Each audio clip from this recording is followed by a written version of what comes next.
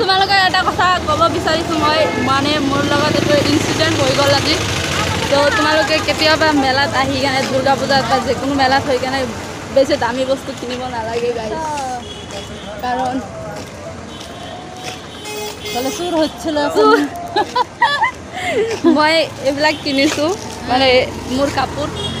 দুৰ্গা পূজাৰ পৰা তাৰপিছত মই ৰেষ্টুৰেণ্ট গৈছোঁ খাব মই মা আৰু ভণ্টি বাইদেউ তাৰপিছত এটা আণ্টি মোৰ কাপোৰযোৰ বেগত ভৰাই লৈ গৈছে তাৰপিছত মই গৈছোঁ মোৰ মনত পৰিছে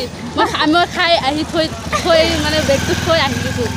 তাৰপিছত আণ্টিটো আৰু নেদে বেগৰ ভিতৰত ভৰাই লৈছে কাপোৰটো আৰু নেদে তাৰপিছত মই কৈছোঁ বেগটো অলপ চেকিং কৰাব লাগে নিদিয়ে তাৰপিছত মায়ে যাই কাৰণে কৈছে তাৰপিছত বেগটো চেকিং কৰিলোঁ আৰু পালোঁ কাপোৰযোৰ নহ'লে মোৰ 550 নাই গ'ল এইটো চা চ' বি কেয়াৰফুল গাইজ আপোনালোকে কেতিয়াও কিনিব নালাগে ভাল বস্তু মেলাত যায় ভৰাই যাব আমাৰ নিচিনা মোৰ 550 টকা এৰাই পানীত গ'ল হয় এতিয়া মায়ে নাথাকিলে মেলাত যাই কিনে কিবা কিবি যদি খোৱা তেতিয়া ঘূৰাই দিব লাগে গাইজ নহ'লে এটা মানুহ বহুত আশা কৰি এটা বস্তু কিনে খায় মইতো আৰু নিকিনো ভাল বস্তু ক'ৰবাত যায় কেনে তাই মোৰ লগত আজি যি ইনচিডেণ্ট হৈ গ'ল এটা